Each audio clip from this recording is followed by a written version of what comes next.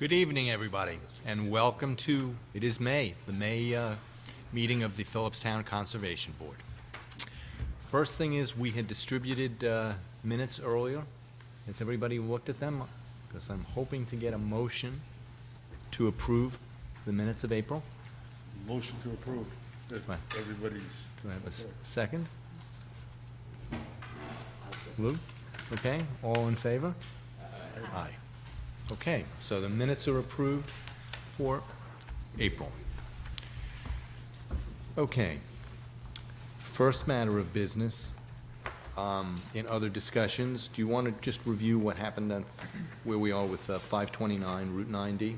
Sure. I just want to update the board that I issued a permit for 529 Route 9D to conduct the restoration activities on the property in an effort to rectify the violation that was placed on the property and the property owners. So that permit's been issued, and I believe work will be started next week on that plan. So, and I spoke with Andy, and he gave me permission just to work with the landscape company and essentially to go over their restoration plan and permit that outside of the board hearing, just to save on time and to make the most of the planting season. So, Yeah, I think some of you had visited the site. I guess it was in the fall.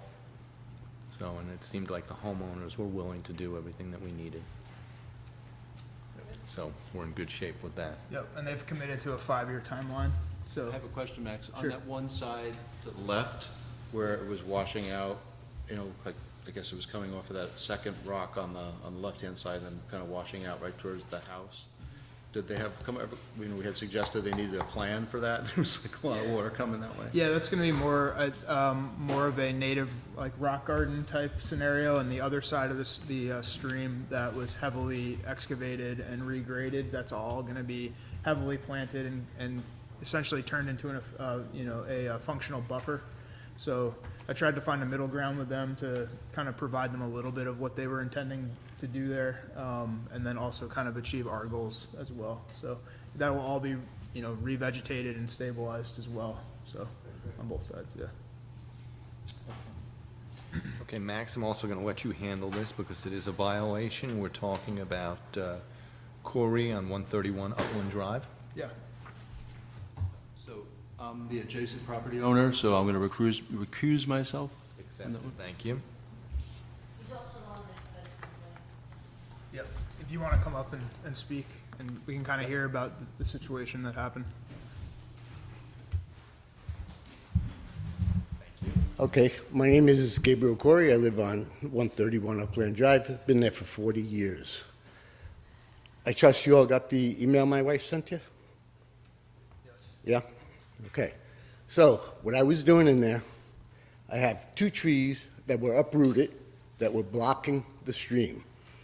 I was mainly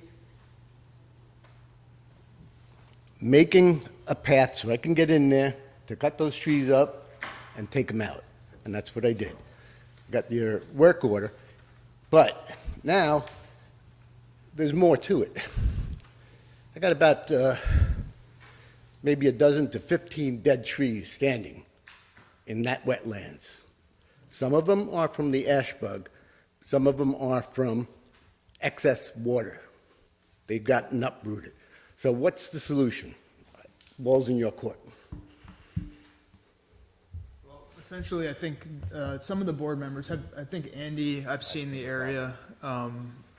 Obviously, essentially, we have regulations in those types of, locations in the town. There are certain restrictions that we place when we're conducting work in those areas. So I think really, and Andy can jump in here too, really we're trying to find a middle ground here to kind of understand, get your side of the equation, and then also to, give you a sense of what exactly we can permit and what we can't, and how we'd handle this moving forward. This is a survey of the property. As you can see, the stream is a stream. Right. It doesn't cover my whole, doesn't cover my whole acre of land down there. All right? When Upland Drive, Excuse me, sir, can you use the microphone or take it with you? The microphone. when Upland Drive overflows because of the water that Philipstown has directed through the back from Old West Point Road. That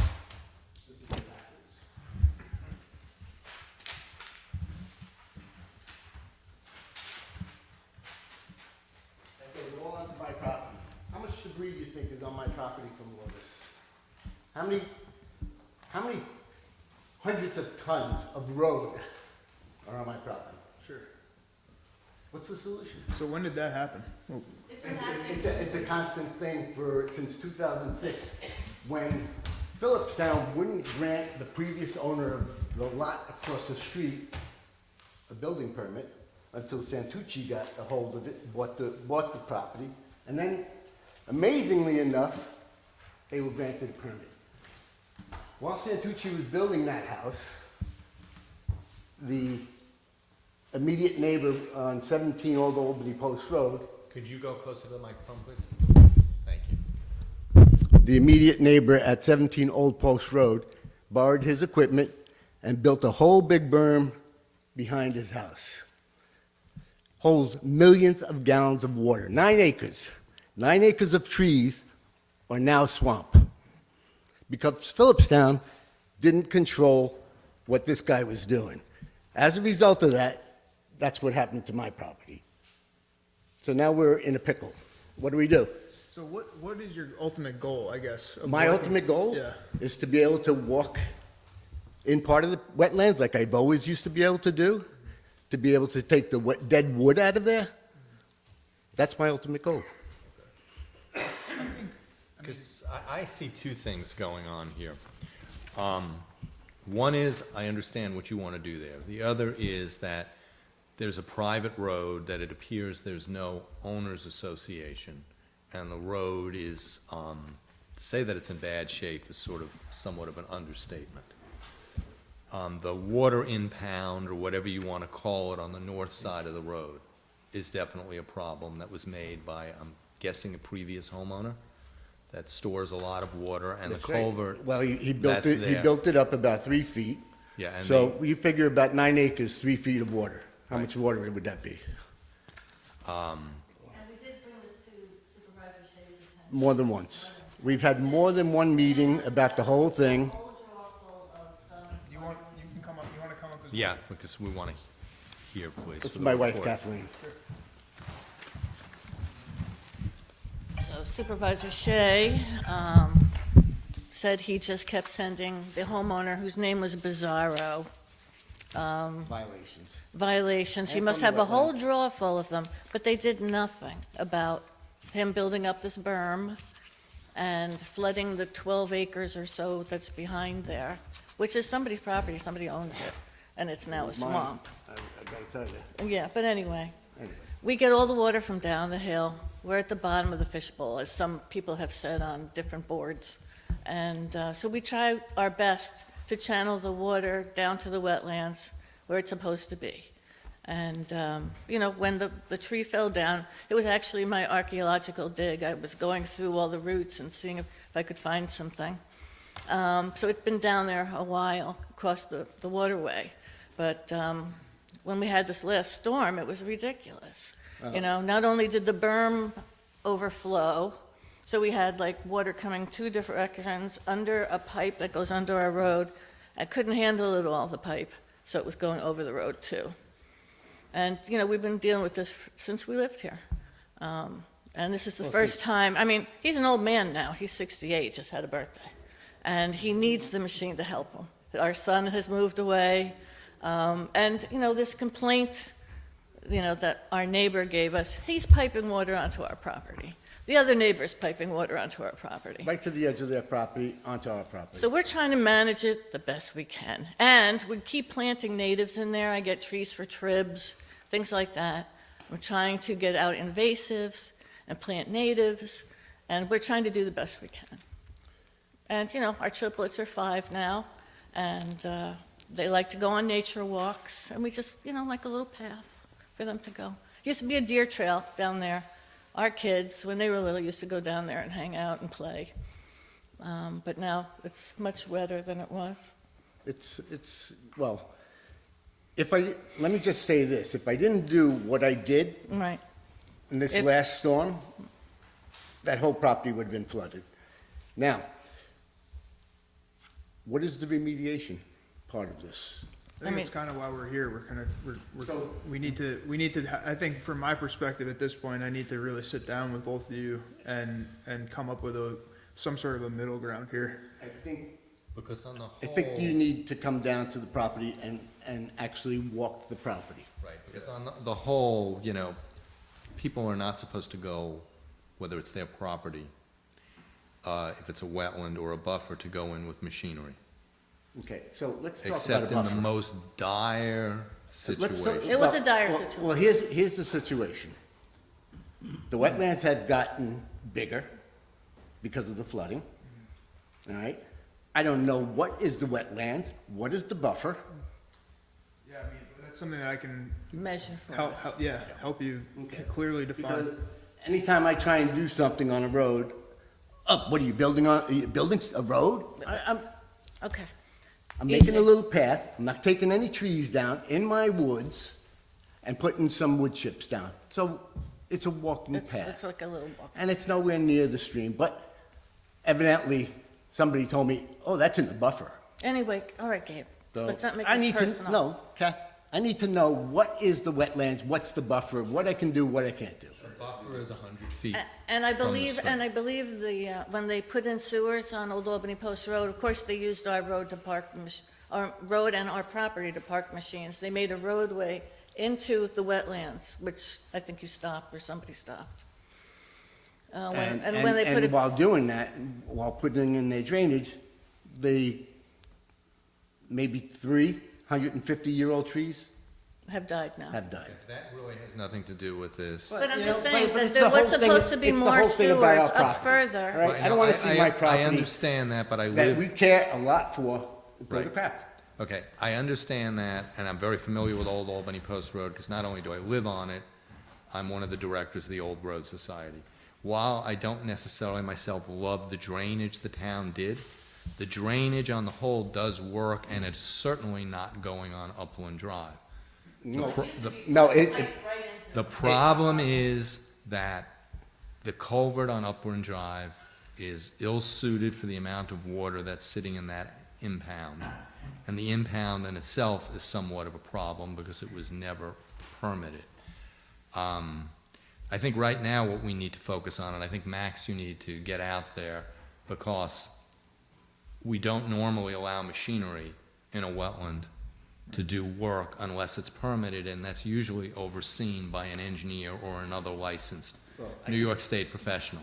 We don't want to make it overly difficult for you, so we'd like to know exactly what you want to do and see if there's a holistic way to do this, I would like to right? continue what I was doing to make the stream a stream.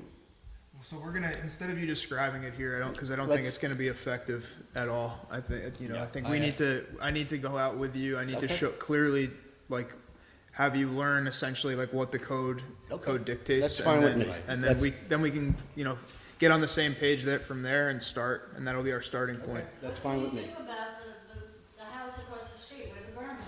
I think- Where all the water piles are. Well, I'll listen to what you have to say, and They well, they recently sold at auction. okay. He was in this pendant for 7 years. Yeah, well, I'd like to get your side of the story and see it. Certainly had their opportunity to get back there and correct the situation that he made, while the bank owns the property. But evidently, I don't know, somebody either didn't care or Well, I think this is part of getting to the bottom of it all here, so this will be the first step. Okay. And we appreciate you being at least willing enough to come here, obviously. And you're very welcome for that, and, I want to thank everyone on the board who is truly, conservation-minded, but not everyone is. And those who are, I appreciate your work. Since I've gotten that machine, because I do have to fix my road as well, because when that water overflows and it puts a 3-foot gully in there, it used to take me all day, me and my son, with my tractor and my cart behind it, but now I have a Kubota to do it. So it only takes me a couple of hours or an hour. But since I've gotten that machine, I've developed a way that upland drive dirt does not go into the wetlands, so I could recover it. So, you know, I've done a lot on that road to preserve those wetlands, a lot more than Philipstown has done. And you may not agree, but let's have a meeting and take this in a constructive manner, all right? Yeah, so I think we'll coordinate with Cheryl just to get we can set up a date and I can come down and we can all, whoever else wants to come. Wear your boots. Sure. I got plenty of pairs. Okay. Okay, thank you. Yep. If there's any other information you want us to have, you can give it to Cheryl and we can put it in your file. Well, I could go through our files and...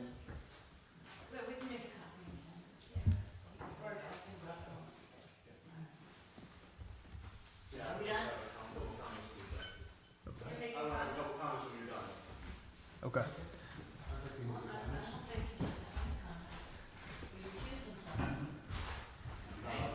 Now, he's talking as a member of the public. So I'm the adjacent landowner, and I don't think anybody would argue that some work needs to be done with the berm and the pipe, and, the town had come in, we gave a variance, not a variance, an easement, as well as all the neighbors south of the property to replace the pipes. Again, I don't know what the situation was, why the Upland Drive wasn't included in that, but clearly there needs to be a solution for that. It's been washing out for many, many years, lots of damage to the wetlands. Obviously, a lot of silt, as Gabe had pointed out. But what I've been noticing is that they've been gradually going in there with the machine further and further through the buffer, picking up logs. It's been going on for quite some time, clearing paths here and there, removing dead trees so that you can make a walking path. And there's nothing wrong with going in there. The problem is the machines, the patting down, the concentration. Directly watched Gabe in the stream, digging with the backhoe. I mean, mud everywhere, completely digging out the stream, repositioning the stream, pulling dirt off of the road. Okay, well, digging in the stream. Because it was this shallow, all right? Right. And like I said, I don't want my whole property. Well, we don't need to argue back and forth. Let's just, I think we should just, honestly, we're gonna hear Bob out, but then, honestly, getting on the ground and getting, that way I can hear what you're saying and actually visualize it and see it as well. Well, you'll see where I ended, how shallow. I got you, yeah, Go yeah. ahead, Bob, continue. And you can remove your pipe that's going up to my border. So I don't have any pipe from my property? No, I don't, Gabe. Well, I'll show it to you when you get there. Yeah, I do not have a pipe from my property onto your property. No, it goes to 1 inch from my property. No, it doesn't, okay? Let's move on, because we don't need to go back and forth. Okay, yeah, I'll show you the areas, yeah. The area in the rear of the property is very wet. It's coming off of the hill behind the property. During that last storm, the same storm that they're talking about, there was sheets of water coming off of the hill onto the neighbor behind me's house, across their property, onto my property, and onto the Corey's property as well. It's happened there for 33 years that I've lived there. It's always been wet back there. It's always been, not wet all the time, just kind of when there's storms or streams, storms or heavy rain, and a little bit of a puddle there, here and there. I mean, it's not even a coursed stream. There's just like water surface that kind of flows over there. Gabe has dug a trench in the back now in there as well, so you can take a look at that back there to catch the water. And we'll talk about the pipe that you allowed your neighbor to pipe onto your property that goes into my property. My property has not been touched, so I didn't allow any neighbor to put a pipe in there. Okay, let's not have an argument, please, right now. Piping all your water onto Okay. my property, Bob. Can is we not let the solution. Mr. Repetto? It's your opinion, and Yeah. you're welcome to it, but it's not true. Yeah, Okay. it's true. And when you built your, It's my opinion. and when you built your shed.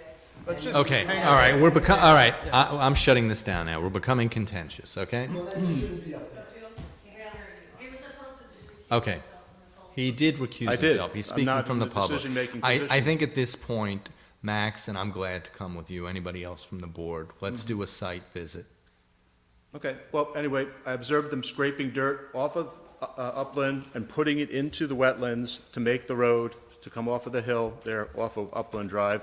Again, it's great to have access, but I don't believe that this is what we want in our town. Okay, Let's, all right. let's look and see. Yeah, I think we need to look and And see. we have, you We're summarized not going to all be this. arguing in public now. I think I've, Okay, all right, I'm gonna have a meeting and we'll decide. okay, all right. and I We're done will, now. that's correct, I recuse myself from that. So I trust everybody on the board, whatever their decision holds is fine. You know what, since you Okay. moved there, you've been an unfriendly neighbor. Okay, all right. Thank you. We're done. Yeah. Thank you. You didn't like the rooster? Guess what? Okay. We're getting more chickens. Is that a threat? Okay. Okay, yes. All right. You're being a disturbance now. Thank you. Have a nice night.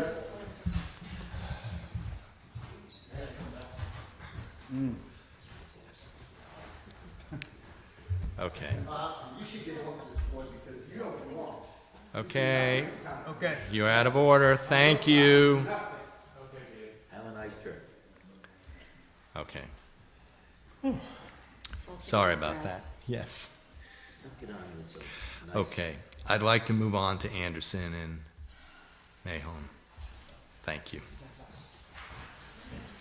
It's a tough act to follow, Joe. Of course. Yes. I hate you, so I'm not knocking anything down. Okay, so I'm Joseph Mann, and my wife is Elizabeth Anderson. She's not, she's a little tired today, so she's not here with us. And you asked that we bring the engineer, so JB Makate is here. Now, just to review, this is to repair a bridge over Arden Brook that provides us with access to part of our property. The bridge, we estimate, has probably been in place for 100 years, going back to when our house was a 5-bay garage for one of the adjoining estates. And time has taken its toll on the bridge. The bridge is a concrete deck that rests upon a foundation on either side that is made primarily out of large stones, and the stones have become slightly displaced over time.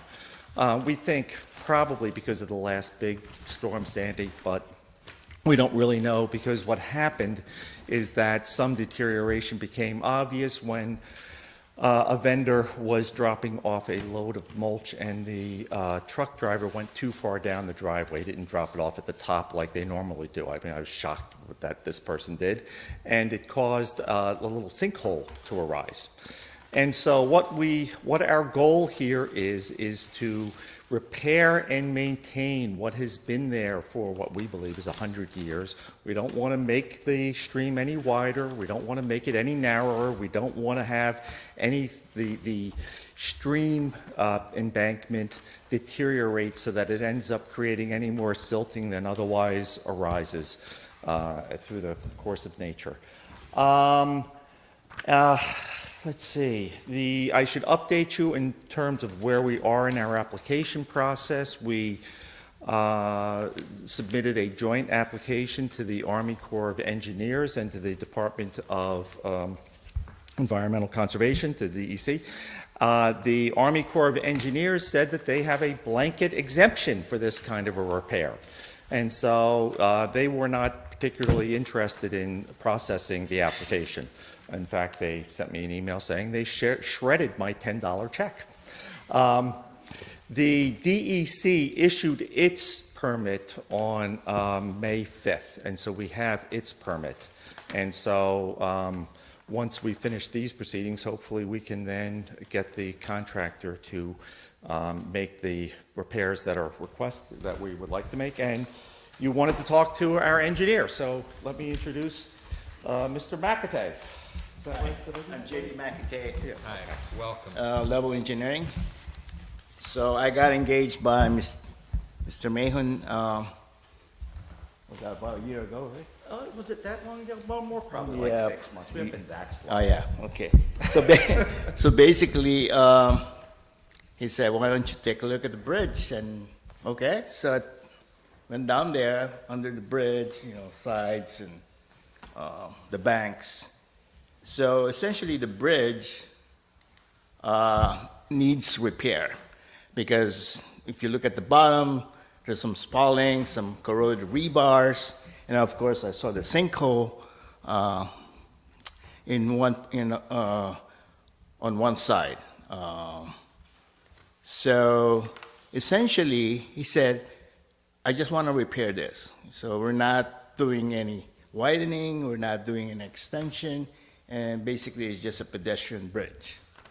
So it's not accessible to vehicular traffic. So I said, okay, yeah, I think it's repairable. So I created the drawings for that purpose. So it's just basically just removing all the rusted rebars, putting some reinforcement, putting some kind of preservative treatment to the concrete. So you reduce the pH on the concrete, and then we basically just patch it with some kind of cementitious material. And then of course we have to go on the top as well to basically repair any holes or cavities that's there. As far as the banks or the foundation, mostly consisting of stones. Some of them were displaced, so we're just gonna replace some of them or put it back, and then we're gonna grout it so that the foundation is stabilized. The stream we're not touching, so natural upstream, it's not being widened by that repair. It's essentially, trying to restore it, the way it is. And that's it, basically, what my drawings shows. How do you expect to repair the hole? I mean, I saw the property and the hole in the Oh, bridge. yeah, So what are we you gonna do have- to fill that? So we will remove all the loose concrete. We're gonna coat the rebars with Surtreat. That's a product that will basically coat the rebars, and then we'll have the patching material, and then underneath we're probably gonna put. I think I've showed fiber mesh reinforcement. Yeah. So essentially, if ever it's basically just trying to reinforce or add strength to the bridge because of some of the corroded rebar.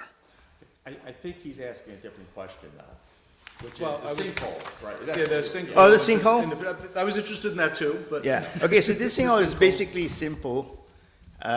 We will basically restore the banks first, the abutments, put the loose stone, put back the stone that, eroded or caved down. Once that's done, then we're gonna fill the hole with concrete. That's basically it. Now, there are several cracks on the bridge. Cracks. Yeah, the cracks will basically be filled up as well, once we remove the soil on top. So the materials that we're using are the latest in technology as Right. far I'm as... not asking about the cracks on the deck, which I can't, it's hard to see. There were cracks on the side. I mean, I'm assuming the construction of the bridge was some form of reinforced concrete. Reinforced concrete. Right? Correct, yeah. So there are some cracks that are visible on the sides, the fascia. if you Yeah, will. those cracks will be filled. They're going along the edges, you Yeah. said. Yeah, I mean- the Not vertical, on the flat surface, but on the yeah, side. the the vertical side. cracks will be filled. Yeah. The strength of the bridge is basically the rebars, at the bottom. So those will be also supplemented with fiber mesh reinforcement. And you said that this bridge is only used for pedestrians. I mean, this was Yes. obviously an incident that happened, but Well, yeah, it was, what we do is that we walk across it to get access to part of the property that gets gardened. We use that part of the property for collecting brush that then gets shredded and used on the property to rebuild trails and that sort of thing, or rebuild planting beds. We store some tools over there. You might get light equipment coming across that bridge once in a while, but there is no regular vehicular traffic at this point in time, even though it was originally designed for that, but no, it doesn't get used for that, no. do you know what the maximum load is for the bridge? Not unless Yeah. Philipstown was keeping records 100 years ago. When all the work is done, I think she means. Yeah, when you're, What it would what will it be rated for? recommended or rated at when the work is completed? This is really for your engineer. Yeah. I would assume the kind of bridge will be for 2 tons, rated. So you were talking about light vehicles, could you No, elaborate? I mean a lawnmower. Okay. A wood splitter, not anything, not anything in the nature of a larger tractor or anything like that. Yeah. Could you go on, into a little bit more detail regarding the environmental protections that you're putting in place while you're doing the work? I mean, will the stream be flowing while the repair or replacement is taking place? Yeah, the repair will not be removing the stream bed or, the. How are you gonna prevent anything from getting in the stream, essentially, while you're working? Yeah, they will have protection. Can you go into those details? This will be part of the specifications for the contractor. That's gonna be, Usually we require those On the plan? details. you require those on the drawing? Yes. Or just in your notes section. Oh, okay, we can put that. Yeah, some of that, we actually do have the contractor lined up, he might have already. Yeah, done he something. probably have That's a why I draft. was asking initially, what did you want? Did you Right, want the but plans? we, Did you want but the proposal? protections are done by the engineer and put on the plan by the engineer. And if something put any silt needs to fencing be in there? done differently Silt? once construction So, no. is resumed, once construction begins, if it's not a major project, and this is sort of on the edge of being not a major project, then, the contractor could come back to us, contacting Max, if something needed to be changed. I think my But for notes us to there get- is to provide protection for the water. I mean, I'm gathering the stream does not necessarily run all year. I've never paid attention to it. It does? That's a good question. It might get low, but there's probably water in it. Yeah, I would actually say that there is water in it most of the time. It's not like, I'm sorry. Yeah, I think there's water in it most of the year. Okay. I mean, it doesn't run like it's running now, that's for sure. We've had so much rain lately, but, it'll get slow. I mean, August will be slow, maybe in December it'll be slow. It's just, that's the typical seasonal cycle. So, I would require those details to be placed in the application as part of your materials, so that you fully spell out how you're going to isolate the work area from the regulated resource. That's pretty standard. I understand that's your intention, but I think those details are very important to us, as well. So if you could expound on that, that'd be great. Yeah, well, we can have the contractor. Yeah, we'll go over the proposal from the contractor, and then we'll make sure that there's. Yeah, but we Because need this from the engineer. those details are means and methods, and, depending on how they will proceed with the repair. Sure. And I don't wanna, try to demand that they use this and, put that. Right. But if I have the notes there that say, you gotta protect the surroundings while you're doing the work. Yeah, I think we want to evaluate whether or not what they're proposing will meet our standard. Sure. Yeah, So how would you describe your standard? we would basically want your intention to be that there would be absolutely no possibility of any sort of illicit discharge or any sort of turbidity to be discharged or concrete to be discharged or erosion to be conveyed downstream. So for instance, unfortunately, your bridge is very, very low. In probably a more standard bridge, the engineer would come up with a method of screening underneath the bridge deck if work was being done under the bridge deck. That screening would prevent materials from falling into the stream. Instead, it would go onto the screening. Yeah. That's just one, for instance, but Yeah. that's what we need Yeah. from you. Yeah, I mean, there's no turgidity issue because there's, Turbidity. Well, there would be, though. I mean, for instance, if you're using some form of, let's say, hydraulic cement to do some patching, if some of it falls in the water, there's going to be turbidity.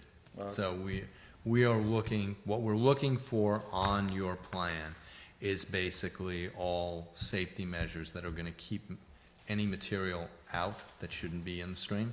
Does that make sense? so you can do screening, yeah. I have a question for that. Could they, like, if the water was low, could they pump around it to do I the mean, work? siphoning is another method. Yeah, I mean, we actually. I mean, it might dredged cause the more pond damage than once, it's and worth, they but it was just an diverted idea. the water, but, Dig a hole in the stream and. Like put a dam or Yeah, something. I think that might, yes, I think you'd have to, because the amount of water, I'm assuming, Tony, you're familiar with it, you'd have to impound it, so I'm not sure Yeah, that's, siphoning would be the best or the easiest option. no, that doesn't sound very practical. No, Probably screening is the best. I think if you just draw the stuff up, then the contractor can look at it and follow what you've drawn up. Not leave it up to the contractor to protect it. If it's drawn up, then it's drawn up and he has to follow that, and I think that would satisfy the board. We'll contact the contractor, find out what he's used to working with, and then we'll create some drawings that's appropriate to that. Does that sound right, JB?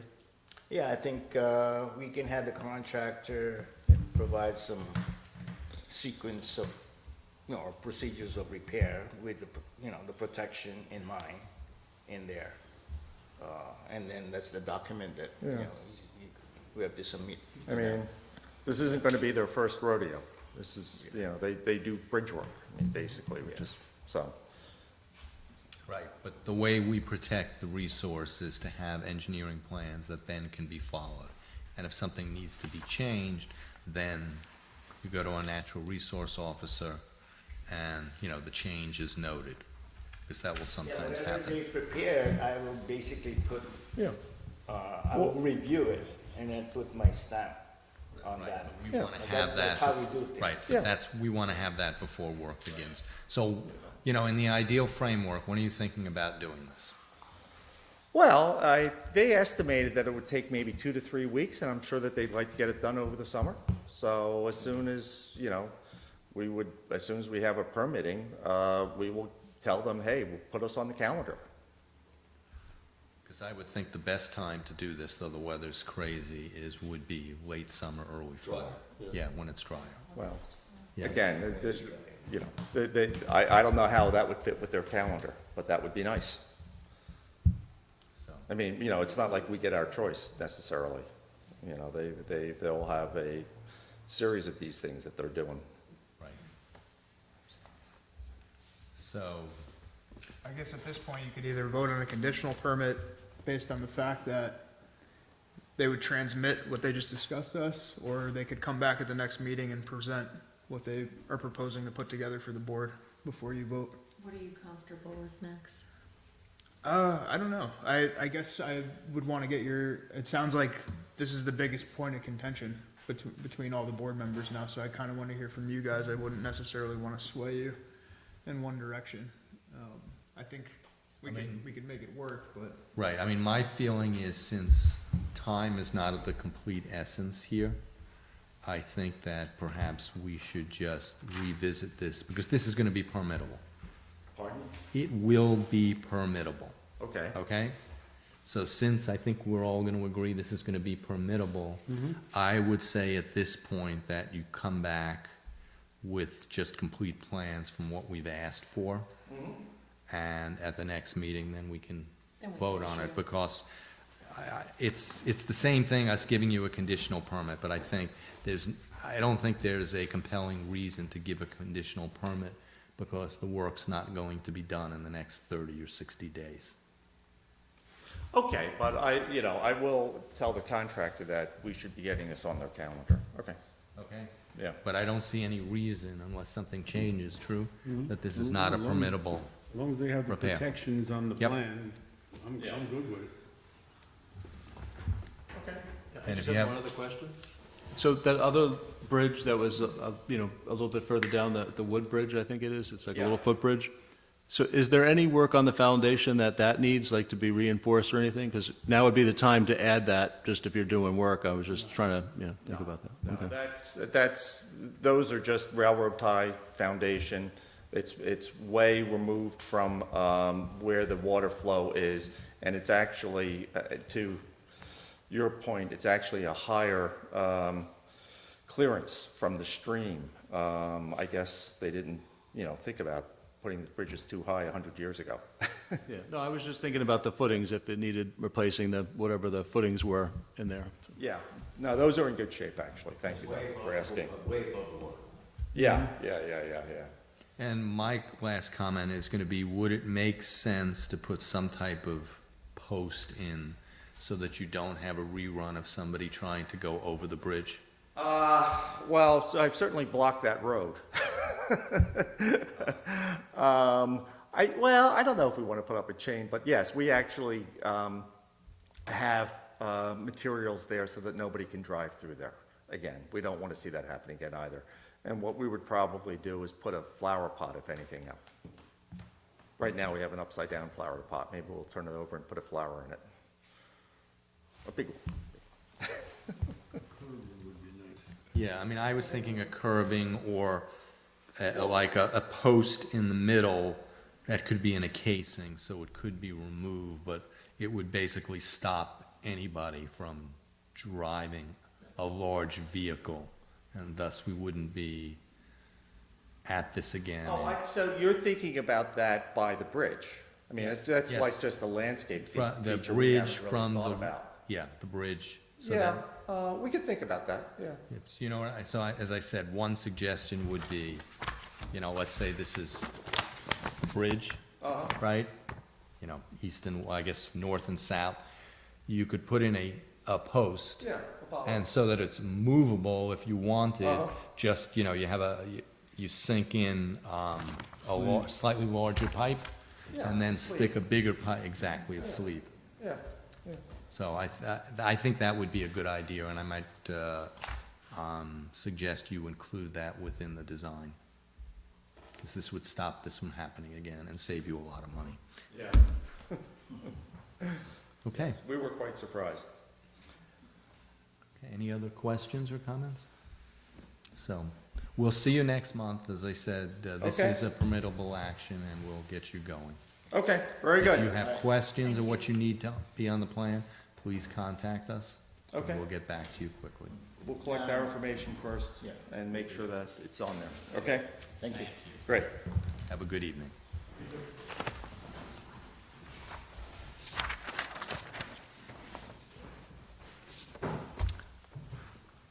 Boscobel, please. Hello, everyone. I'm Jennifer Carlquist, the Executive Director and Curator at Boscobel, and very pleased to speak with you again tonight about our Meadow project. Thanks so much to all of you who could come and visit on the 29th, and even to those who couldn't. As we talked about that day and at the previous meeting, we're excited to convert a little over an acre of green lawn and invasives and undesirable non-native vegetation into a vibrant meadow that will expand Boscobel's storytelling capabilities, will enliven our site, and really will activate it in a way that it hasn't been before.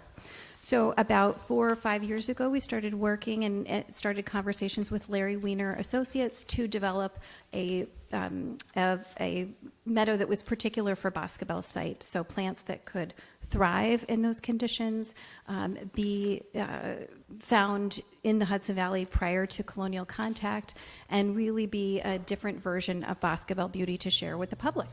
And now we're at the stage where we are requesting permission to really launch that project.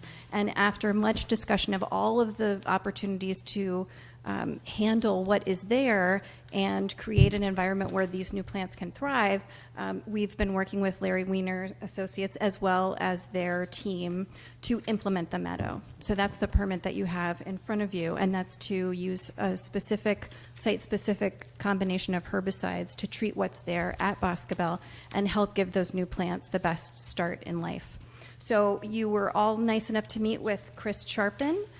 He's the field installation manager at Larry Weiner and Associates. They have been planting meadows for more than 30 years. And we brought with us the star of the show, Brian O'Neill from Weeds, Inc. He's well known locally, lots of residential projects, including the meadow of Arnold Moss that was really a large inspiration for all of us. He's been working there for several years. And Brian is here, and we are so excited because he can answer questions that I just don't know the answers to. So I'm very glad to have all of you experts in the conversation together. So I'm thrilled to introduce both of them, and we welcome the chance to tell you more about the project. I think before we get started, the entire project, I mean, right now, you want to, kill off stuff and plant things, but what is the end goal gonna be? Because in some of the notes I seen, you were gonna dig out all the daffodils and move them elsewhere, and then it's calling for planting, and we don't really have a planting plan, unless I missed it. Tony, you're right. We don't have a plantings plan that's finalized yet. We are still researching plants and researching those plants to be able to confirm that they're all from the desired period. We have existing daffodils there, and like everywhere on Boscobel site, we occasionally replant bulbs from one area to another. And so we have been this season just informally kind of rescuing some of those millions of daffodils that have grown at Boscobel for a long time. Some of them are going home with us, staff members, going to garden club members, going to community members if you're interested. Relocating and then putting in plants later. It'd be nice to have a planting plan in effect before we kill everything. Well, we are indeed working on a plantings plan, and we are, again, narrowing that plan right now. So we have a menu of options, and we're working with the Larry Weiner team to really narrow those for Boscobel storytelling needs. It was on that map that we first got. I don't have it. That's correct. So what we're doing right now is literally our Larry Weiner team have gone through the initial meadows plan, which, if I may say, was something you'd find in any meadow, and we're narrowing that plantings plan to really focus on plants documented as having been in the Hudson Valley prior to colonial contact. And that will give us an aspect of landscape in the Hudson Valley that we don't otherwise have access to interpret. So to be able to tell more stories about what Native Americans used, cultivated, and knew in the Hudson Valley history is really important to us. And this meadow is a way of developing that. So, but I believe, though, the permit is related to the herbicide, and so that's what that's really what we itemized, I think. Planting, then there's going to be soil disturbance. I would just like to see the entire plan. Also, as far as the herbicide stuff, I think it's just a little bit too much of an area. Maybe you guys could move it away from the pond and maybe do a couple of patches of meadows. Because as far as native meadow goes, I'm not really sure what that means, because this area was like pretty much entirely forested, Well, with little spots here and there. The term that we are using, which is, I would say, the museum term of this, is native, meaning that plants that are known to have documented to have been in a specific area, not necessarily at Boscobel's site, of course, because we know that was woodland, but known to have been in a region prior to colonial contact. That's the definition that we're using. So when we say, when you refer to something as a native meadow, of course, that implies that meadow was there. We know this was woodland area, but we want to be able to show native plants in that space in meadow form. This is for interpretive context. That's right. We're a museum. So right now at Boscobel, we have all of the major landscape types people come to the Hudson Valley for. We have a little bit of agriculture, a little bit of formal garden, a little bit of estate planning, a little bit of estate grounds, rather. We have a little bit of woodland. We have, of course, the most glorious view of the Hudson, that prospect. But this native piece is something that we've been missing, and we're very excited to bring that to life. So would you like to speak with Mr. O'Neill? All right. Curious to hear Thank about you. the methodology that you're going to use. Absolutely, and you'll want to talk into the microphone. Thank you. Evening. Yes, my name is Brian O'Neill, and I'm CEO of Weeds Incorporated, and I will be the individual actually doing the applications on site at this site if approved. I've been doing this for 50-plus years, working for major utilities, Central Hudson. We do all their spraying for them for substations and some of their wetland mitigation sites too. Longwood Gardens, Brandywine Conservancy, Longwood Gardens, up and down the East Coast. Could you just go into a little bit, I think the board would like to hear maybe a little bit about, your approach in selecting the herbicides that you chose for this project and why, your target pests, all those things. Max. Yes, so I've chosen because of the site itself adjacent to the pond and the stream that flows into the pond, only aquatic approved products. It's not our intent to do any applications in the water body itself. That's a whole different ballgame. We're doing the meadow restoration. We're not going to be stripping any soil off. Our intent is to do 3 applications during the summer months and then drill seeding into the existing thatch so there's no erosion because we're not stripping any soil at all. And we're using the existing dead thatch of the grass, the non-native grass meadow, as our bed for the site itself. So could you walk the board through what the site would look like after each one of those applications throughout the summer? This would be a handheld application from a spray truck. So the first application would occur in the springtime or early summer? Probably the end of June in that first application. And approximately 2 weeks after that application, things are going to turn brown. Not all the weeds are going to die because some of the brush is going to take longer. We're then going to follow up and do spot spraying in the month of July, the month of August, and just spot spray to make sure we get everything under control because the site is completely covered 90% with invasive species. And which invasives? Mugwort, bindweed, veronica, Tatarian honeysuckle, multiflora rose, Canada thistle, Japanese honeysuckle. The lawn areas are fescue, some bluegrass, all non-native species. And it's the intent that, after this is all under control, because the most important thing with a meadow is getting it prepped the right way.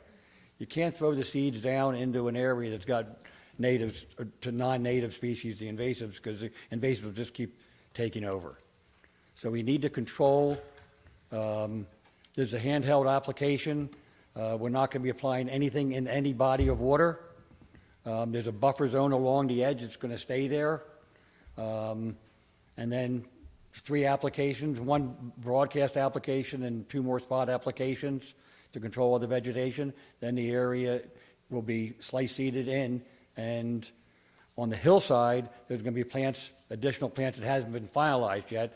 That's not my choice, but I was at the site for the first time this evening for an hour and 15 minutes, and we walked around the site 3 different ways and looked at different angles and everything else and potential problems and everything else. Can I ask a question? Lou, are you satisfied with a late June application of herbicide, or do you think that's going to have a deleterious impact on the? You think it's okay, late June? That's good. Yeah, no nesting birds, and I've done this for a whole lot of years, and I'm a member of the Audubon Society too, and I love nesting birds, so. I'm sure you have the experience. So why triclopyr and glyphosate? You took the words out of my mouth. Certain herbicides work better on certain invasives. So I guess just go through, when you're doing your broadcast application, how are you handling, discerning where you're spraying? It'll be a tank mixture of both products. Both products, okay. Of both products. And then in certain areas, there'll be backpack applications where we've got to get in the corners and things like this. And I tweak the formulation depending on the species. You know, there's an awful lot of poison ivy in the site. Even though it's native, we need to control it because we don't want the poison ivy in the meadows. And triclopyr is an excellent product for poison ivy, whereas Aquanit or glyphosate isn't. Right, but now that you say that you're going to combination spray, I would be far more comfortable, if we were to approve this, to use glyphosate to knock back the most of the invasives, the grasses and what have you, and then go and spot spray if necessary with triclopyr, because it's a volatile herbicide. In the meadow itself, there's an awful lot of mugwort, and the combination of those products, from my experience, the combination is the best control. But glyphosate will knock back mugwort at a low concentration. Pardon? Glyphosate will knock back mugwort, particularly on because you're going to spot spray a second time. I'm sort of concerned of the use of triclopyr except in spot spraying. I didn't realize that the intention was to do an initial combination spray with both products. Between the brick wall and the hillside, there's an awful lot of brush. And that's why triclopyr is in the mix, because that is much better in combination with glyphosate to control those invasives, especially multiflora rose and bittersweet. Right, that I would agree, but there, you know, because we're dealing with a wetland, would we not be better served? Some things you'd probably have to spray, but it's a little bit more labor intensive, well, you could remove, or you could, what's the term I'm looking for, is basically, you're applying it to the stems after they're cut. Clip and drip. Yep, clip and drip. Because I don't know, I'm not. Right on this site, a broadcast application, because it's on the hillside itself, probably 95, I mean, there's ailanthus trees, and it may come down to some stem treatments and cutting for the vines are growing up into the trees. Right, which I think is far less damaging,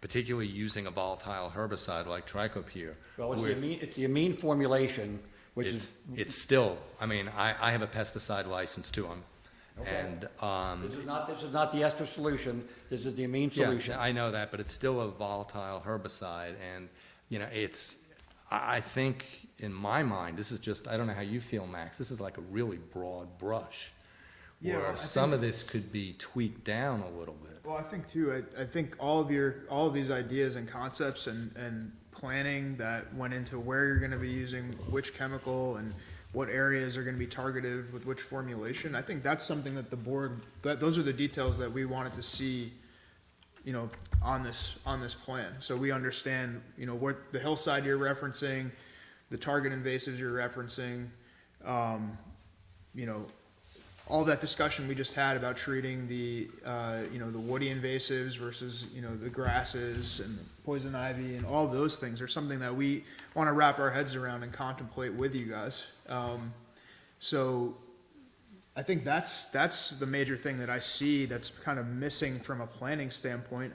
And, you know, to speak in regards to what the application's intention to be provided to you for, something like handing a permit over from the board for herbicide treatments goes hand in hand with the restoration component of the plan. So that's where we essentially get more and more comfortable with understanding why you're choosing to apply for a permit for herbicide applications of this in this manner. So because we would then know this is what's going in now afterwards. This is what we're going to be intending to see in X amount of years down the road, instead of it being more conceptual.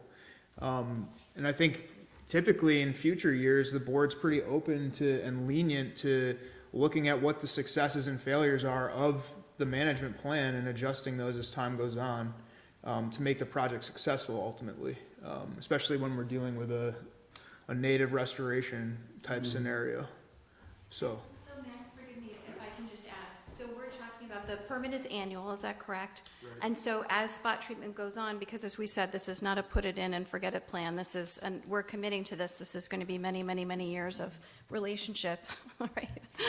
Yeah, the site's gonna need spot spraying over the years, because you've got a seed source in there, and you're gonna have to spot spraying, and where you've got wildflowers, it's all backpack, spot spraying, hand pulling, cutting and treating. I mean, there's a lot of tools you can use to maintain it after the fact. The big key to it is getting it right and prepping it the right way. Sure. So it sounds like, I mean, there's these two concepts that need to come together, you know?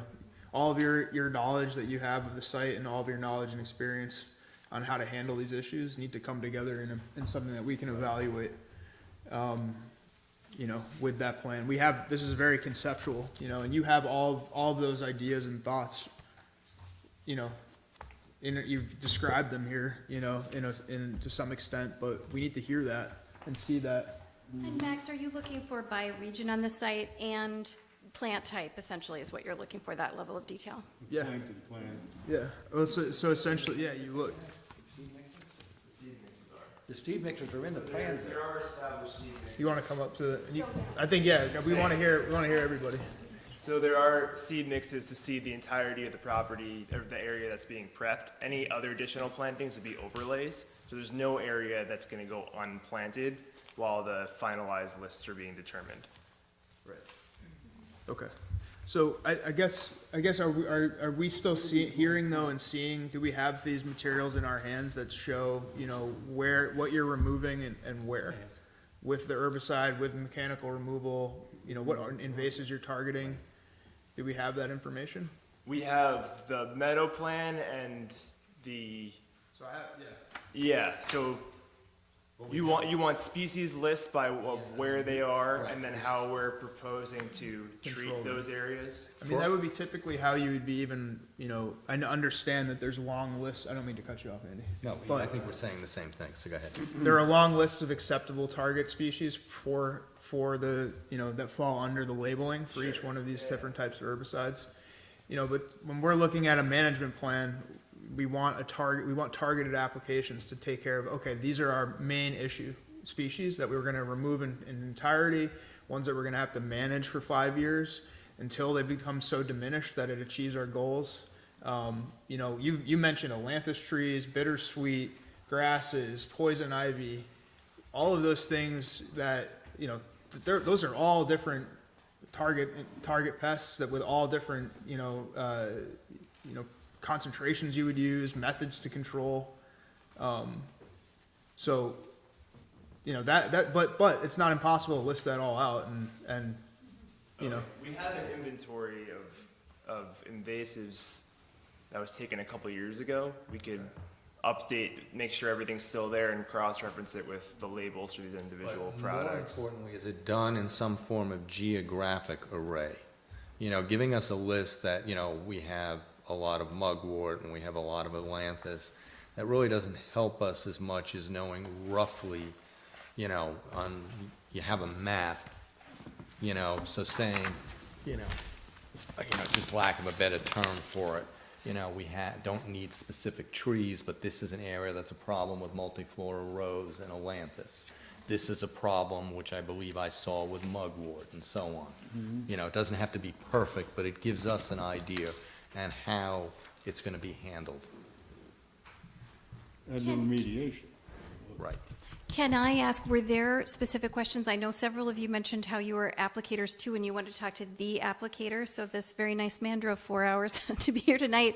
What might those questions be that he could only answer in person? I'd love to make sure that we get that covered. Right, well, that's why I think, you know, the question I have, and I don't know how you feel, Max, and you're, I guess, were a applicator, is, you know, to me, the combination spraying is a big kill. I mean, does it really need to be done on the whole area? I myself would probably be far more comfortable with a lot of it, particularly dealing with the, what's the lawn now with glyphosate, and then seeing if there is something that is resistant to it, and coming back and spot treating. I mean, in my opinion, it could be I mean, not to contradict what you're saying, but it could be the best the combination spraying might be the best, but I don't, you know, you're not gonna be doing that on a lanthus tree, you know? Am I correct? You know, what you described, your treatment methodology, right? Again, for me to tie it back to the plan is extremely important. So we understand completely why you've chosen to do combination spraying versus separating the two chemicals, what target pests. I feel like I'm kind of repeating myself a little bit here, but, you know, I think it may help answer some of the questions and may help highlight some of your expertise in the area and why you've decided to, you know, pursue those choices. Well, I chose those because of the site itself. I mean, you've got the pond right there, you've got a stream coming into the pond, and I wanted to stay with, I mean, there are other products I would like to use, but they don't have an aquatic label, and in this situation where I'm going to be spraying within 3 feet, 4 feet of the pond itself, I'm overly cautious. I'm just proactive in, anytime I get next to water, I'm going to go with an aquatic approved products. Even though I'm not doing an application in the water itself, I'm just being overly cautious. Sure. And as far as the combination, there are areas in the meadow itself that you could use just glyphosate, okay? Because I don't have, I mean, I've got an awful lot of violets I want to knock back, and there's mugwort, even though it's being mowed. There's big spots of mugwort in the thing, and the combination of the 3 applications and 1 broadcast and 2 spot sprayings, and I've been doing this, and I can control it, you know. And the hillside itself is the tough one, because that's where you've got everything and its grandmother growing on that hillside, and they're all bad. Your definition of the hillside is on the The far air, side of the pond. along the roadway, below Right. the brick wall. Right. I mean, you've got everything in there. I mean, if you wanted to do test plots in there for what would work and what would not, that would be the place to do it. But so that speaks to my point. You know, it's just like your definition of all, you know, honestly, look, all we would need is a polygon here saying, here's the area where we're gonna be doing X treatment, I X understand what you chemical. want. I think we can put it together very easily for you. Okay, 'cause what we're looking for is a spatial representation. And then incorporating that into, and I think you did incorporate, maybe with a little bit more detail, instead of just saying broadcast application, you could add that level of detail to your project plan or your timeline, so that we get a sense of what year after year will look like, as well. Any other, like, actual application questions? I know, you know, you're talking about spread, you're talking about trees. I just want to make sure we have the opportunity to ask everything you were wondering about. I have a related question, but since I think we talked about it a little bit at the site visit, but since this is a public area and a lot of children in the area, what kind of precautions will you take when the spraying is occurring, and then even after the spraying, like, you know, a lake like that attracts kids, and even though maybe it's, you know, inactive in the soil, whatever, but would you be taking additional precautions since it is a public place? What we've done in the past is post the area prior to the application that the area is being sprayed. When I spray the site, I use a photosensitive dye. It's a blue dye. I can see exactly where I'm spraying and whatever else. It lasts about 4 to 5 hours. This way I don't have any misses, because I'm going to be climbing up and down that hill, going around trees and all the rest of it.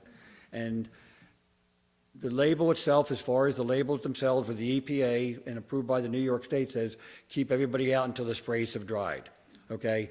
And During the June application, July application, August, it's probably dry within 15 minutes, but nobody's leaving that site, and it'll be posted to keep out of the site, period, for 24 hours. And if I can speak to that, Boscobel is open to the public Fridays through Mondays right now, so obviously we're spraying on closed days, and Boscobel is really, visitor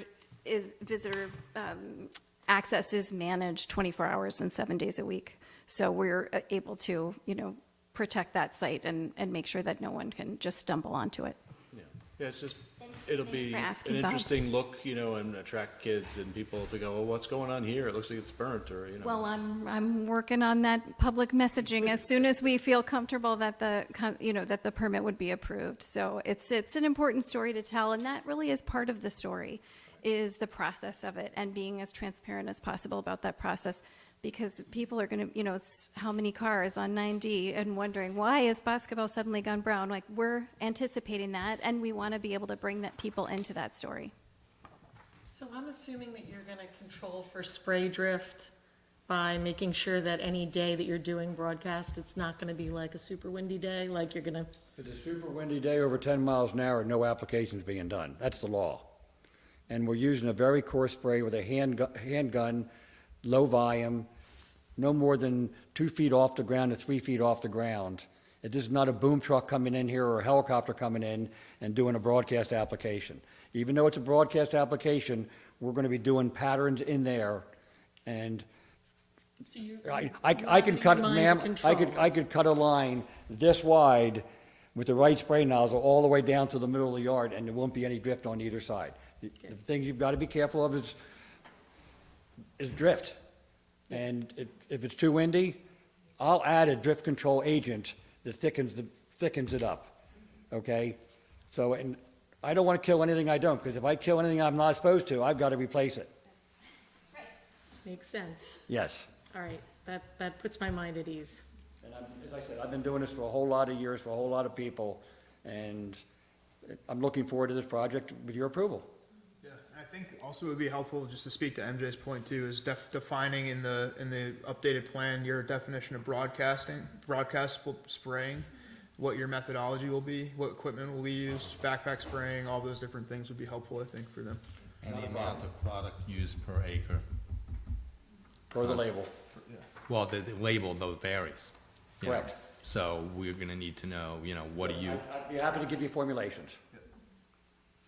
Just don't sell them to my competitors, please. do we have any other questions here? So I believe there were, could you come up? Thank you. Thanks. Thank you. And it is about the herbicides. Karen Erdo from Garrison. As I understand the proposal, we're talking about approximately 1.8 acres of land, and we're talking about devastating it with an herbicide. To me, that seems a little overkill. It seems as though I'm shooting, everything that's there, because it is an ecosystem already. It may not be the ecosystem we want, but it is an ecosystem, and we're going to go in with herbicide, with glyphosate, which is being regulated all over the country, including New York State, and we're going to devastate the entire area. If we want to be colonial, why don't we get goats? A lot of the things you mentioned would be eaten down by goats in a season, and you don't need to put herbicides. It just is really concerned to me, both the environmental stress, the ecosystem stress of putting glyphosate onto an area that's used by many, many people. You mentioned our kids go there, people go there. It's just, animals are there, and we're going to go in and broadcast spray. I was very relieved to hear a lot of the comments from the board, because your knowledge is knowledge I don't have, a lot of it. And I think that we need to be judicious, and we need to be careful. And if it's spot control, then it's spot control. You don't need herbicide to take down Atlantis trees. We've been taking them down around here forever. Poison ivy, goats love it. Bittersweet, goats love it. So you don't need the chemicals. And especially in a water, it's right above Constitution Marsh. It's got its own water base. It's right above the Hudson River. It just has so many components that when I read in the proposal, 2 acres of land going to be devastated by herbicide, I had to come. I had to come and make my say. So, thank you. Thank you.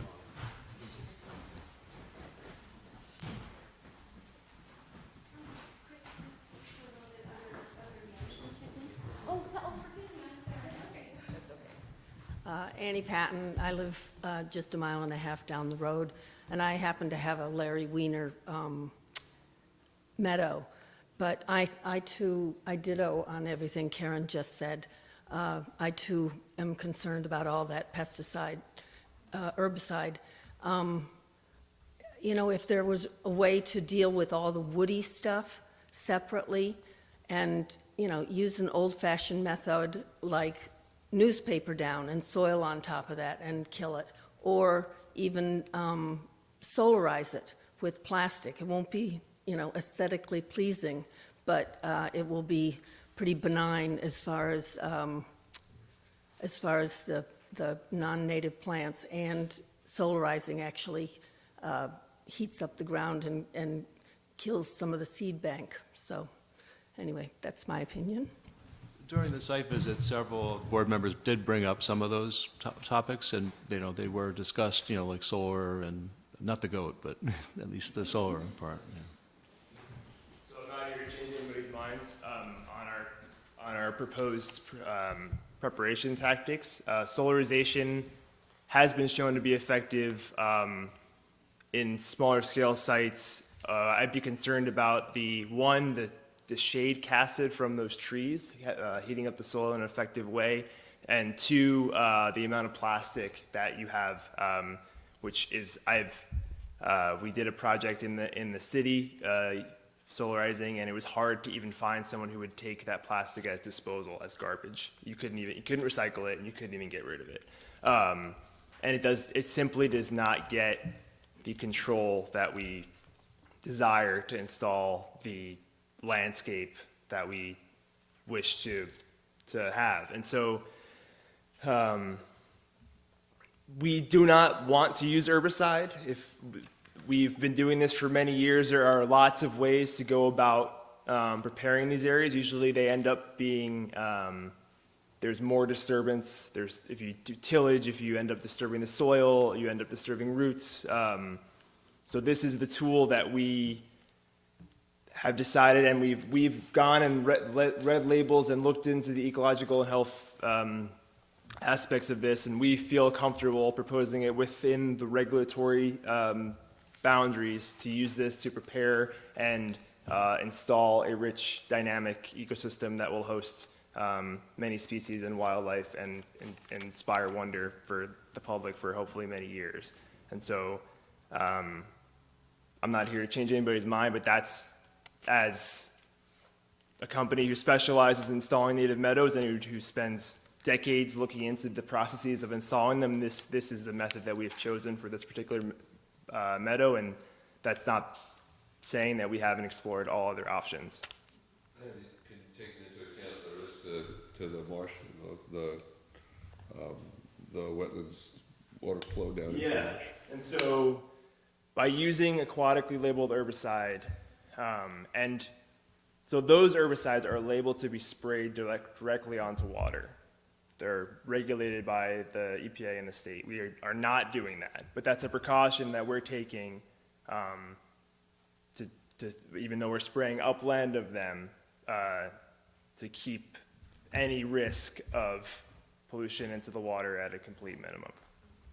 And we're spraying with low volume foliar application that binds to the leaves of the plants. If it doesn't bind to the leaves of the plants, it binds to the soil and is not soluble thereafter and doesn't wash in. And Brian is an expert in this, has been doing this for decades and decades. It's a great effect. It is toxic to fish and invertebrates and earthworms and insects. At certain concentrations, yes. So we're gonna be, all that stuff is gonna be gone. No, they're not. The materials I'm using are herbicides. They're not insecticides. All herbicides are pesticides. Pesticides are algicides, fungicides, the whole group, okay? Ag spraying, when you're spraying a ag field and you're using glyphosate, you're not killing any bugs at all, okay? That kills earthworms and the little bugs. Listen, I do golf courses, and when I get done spraying a fairway on a golf course, their biggest complaint is they got more earthworms than they did before. So, but It says it's toxic to wildlife and toxic to fish. It says right on the label. At concentrations, if you read the label, glyphosate has got approval from the EPA and the state, the EP, to apply for aquatic weed control in ponds. Yeah, but there's also, I don't want to get into the safety part of it, but there's also a huge lawsuit now against glyphosate, against Monsanto. It's a proven carcinogen. I mean, Listen, There's legislation in New York State which just passed the Assembly to regulate glyphosate use of glyphosate, and it's now going to the Senate. So if it passes within the near future, there will be strict regulations on the use of glyphosate. So I'm very. I realize it's labeled for it, but I don't personally, I don't agree with it. Okay, so And that's for a number of. Right. other reasons. I think what we need to do right now, I can't say, like I said to the earlier applicant, that this is permittable or not. I think what we need to do now is to make a quick list of what we would like from you so that we can vote on this in June, which would give you time to do this if we vote to grant you the permit. You know, and I'd like to see you get this information to us sooner rather than later, so if we have additional questions, they can be answered before the next meeting. Thank you, we'd appreciate that And I too. understand both sides, I'm not sure what's best. I do know I left a graduate program to go to work part-time for Monsanto, launching glyphosate. We forgive you. I so appreciate your expertise, and I very much appreciate the concerns that have been raised. They're concerns all of us have had at Boscobel as well, which is why throughout this plan we have consulted our neighbors and colleagues at Constitution Marsh. We have consulted the organic farmer across the road. We have consulted with Cornell Cooperative Extension. We have consulted with the Trails Conference. This is the method, and according to those experts, there is no other method that would be effective for our site conditions. So that is why we have such confidence in this plan. This is not typically the way Boscobel has handled its landscape. This is new for us. That's why we went to an expert team with decades and decades of research, why we went to all of our partners to help us understand the long-term ecological benefits of this project, and why we explored every other possible option. And here we are with all of the expert recommendations before you with that permit. Okay, so I think what we would like, and anybody please jump in, we'd like a geospatial representation of to begin with, what herbicide is being used where. It doesn't have to be to the granularity of showing individual Atlantis trees. It's just like you're talking about what you call the hillside. I'll say near the wall, we have several different species there. This is what we're going to apply, how we're going to apply it, and just the different areas. And then I think, on the next representation is what in theory are the natives that will be replanted afterwards. I mean, I think I don't know what else anybody else wants, but I think we need to see that you've given us somewhat of a timeline in this table. I think, a sort of a simple geospatial plan for both what's being planted and earlier, which herbicides you're going to use, and whether you want to do it by concentration and or amount per acre that would be being applied, and if there's any special notes. And any information about what the concentrations are thought to, what effects concentrations are thought to have on, as far as safeguards and stuff like that are concerned? I mean, that's probably useful information to have included.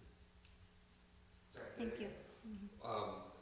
The implications for the various concentrations, because there's a lot of talk saying at certain concentrations, and I don't know what those concentrations are, but if you're going to list what you're applying and at what concentration, you might say, just justification for the concentrations, right?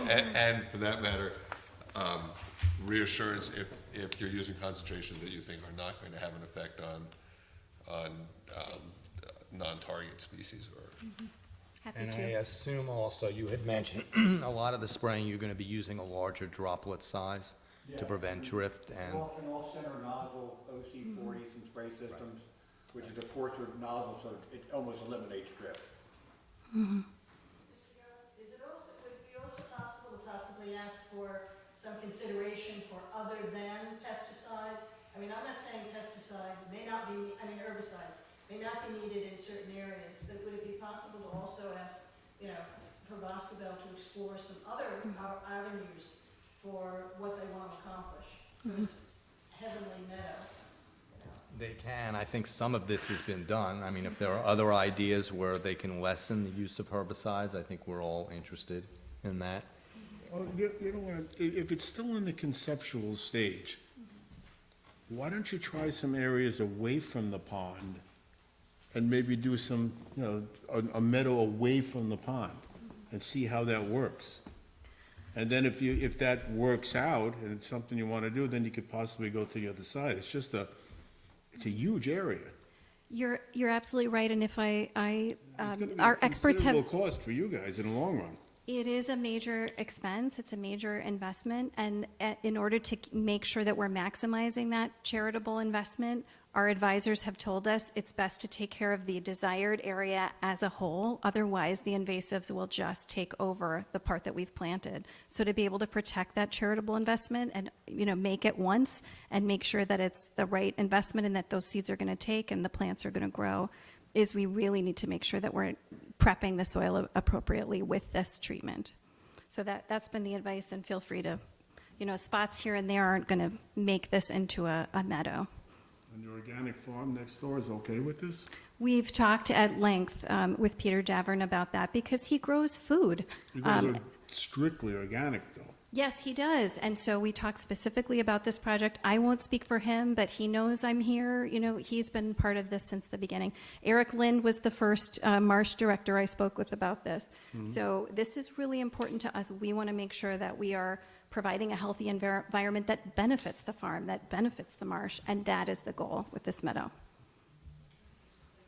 So thank you so much. I think we've learned what we need to do next, and we so appreciate it. Thanks, ladies. Yes, I think the sooner you can get the materials to us, this way if we have questions, we can get back I just to you. have one other question, sorry to interrupt. And it's really more for the application, and I don't even know if this is a normal thing or not, but is there any possibility of doing, like sometimes when we do digging in the, you know, near the bridges or things like that, there's silt testing and there's turbidity testing. Is there any type of aerosol testing or water testing? I mean, the dilution will be great for whatever runs off into the pond, so maybe it's not even measurable, but would you monitor for any type of, you know, herbicides in the water or in the air during this applications, or just to kind of show? Planning to, I mean, there's a buffer zone around the edge of the pond.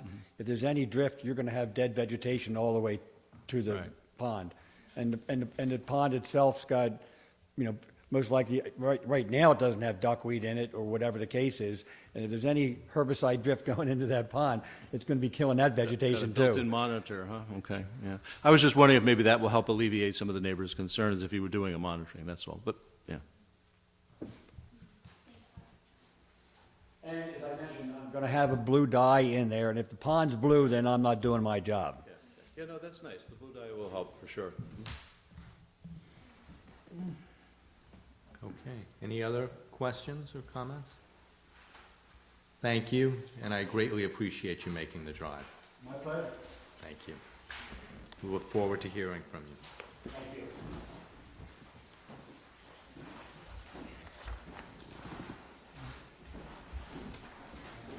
Is there anybody representing, am I going to pronounce this right? Schieneman for 49 Jaycox Road?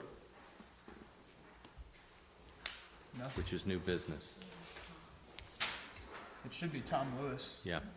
but I guess, did you reach out to him? Okay, so, We'll push off to next month. yeah. Push off to next month. Okay. Is there any other, do we have any other business? We have nothing on Shakespeare, this is just informational? Yes, Or- it's just informational. Okay. Yeah. Right, I believe it is it this Thursday or next Thursday where they're? Next Thursday Thursday. where they're going through theoretically finalizing the environmental impact statement. I can just brief you on that memo. I don't know if you guys read it. But DOT, I think, reached out to the representative, or the representatives of the Hudson Valley Shakespeare Festival, I think, reached out to DOT regarding reciting the entry, the proposed entry to the project area, and ultimately, I guess, what would be the new Shakespeare Festival facility. And that meeting, I believe, happened in March. and I wasn't able to attend, but Ron Gaynor met with Glenn and DOT, and they discussed multiple options regarding how they potentially could move forward with repositioning the driveway that would meet both DOT's and the applicant's goals, and then also kind of fall into compliance with the town's regulations. So that memo essentially just was a quick kind of cursory evaluation of what the different proposals that they essentially asked DOT to weigh in on, so that they could go back with their preferred proposal that they would bring back to the town for permits, with either DOT's blessing or DOT's changes. So I tried to be as impartial as possible, essentially. So I believe the driveway location is going to remain in its current location, except they want to expand the driveway itself by, make it a few feet wider. So that's essentially, I wasn't around for that. Didn't they do the whole brownfield thing down there where they killed everything off? They were making meadows? But apparently now they're it's all reverted back to lawn. They're cutting it like lawn. I think there was an issue where we actually brought it up to them that they were treating sections of the property with herbicide unpermitted by us in areas that fell within the 100-foot buffer of the waterway. Yeah. We mentioned that to them. We told them to stop, essentially. I don't know where they're at. They haven't brought anything to the town, from my understanding. That's a fully thought-out restoration plan that would address the entire property. Like they. I wasn't sure if we were involved. I wasn't on the board that day. I was just wondering what the outcome of that one is. They were told to stop. The intention, I believe, is to develop an entire management plan for the property. As a long-term mitigation for the proposed work on the site with the Shakespeare That's for Festival. Shakespeare versus the land that was given to the Hudson Holland Land Trust, Yeah. Right. which we have That was- overseen remediation of some of the The tees. the tees. Yeah. Or the greens. Do you and the remember on the tees, other yeah. side of the road, there were sections of fairway Yeah. that were browned out? I think that's what you're talking about, right? Yeah, when you're coming right down 9. Yep. And now I see, they would look like they were turning into a meadow, that it looked like it was planted. But now I just went by there today, because I was working down that way, and I see they're cutting it like lawn. Yeah, that I haven't I seen. don't think Shakespeare has started their process, yeah. I mean, they were letting it grow, but I don't know what they're doing this year. I haven't looked at it. Okay. Anything else? I guess stormwater wise, I met with the town board a few weeks ago with Neil Toman, and we discussed reestablishing a kind of a more holistic stormwater committee. So the town board was in favor of that. We volunteered a bunch of people to be on that committee. We're hoping to meet quarterly and see what the attendance will be like after that first meeting, hopefully. But I think all things will be positive going forward to help us remain in compliance with stormwater in Philipstown, and then any sort of additional project that comes up. Periodically, we get mandates from the county and state that kind of fall into a gray area of whose responsibility they are, and I think this group can kind of tackle some of those too, hopefully. And the annual report for the stormwater plan for Philipstown to stay in compliance with the MS4 regulations is going to be held next Wednesday, the 17th. So I'll give a brief update on that, but otherwise it'll be posted, the report will be posted to the website at the end of this week for public comment. Yes. This isn't really boring coming all the way up to the microphone, but I will. So, I was sad to miss Max's workshop presentation on this. I had talked to him beforehand, but I'm happy to be volunteered as the town board liaison to the stormwater group, Max. So, thank you for doing that. Okay, with that, do I have a motion to adjourn the meeting? Motion to adjourn. Second? Okay, are those in favor? Aye. Thank you, everybody.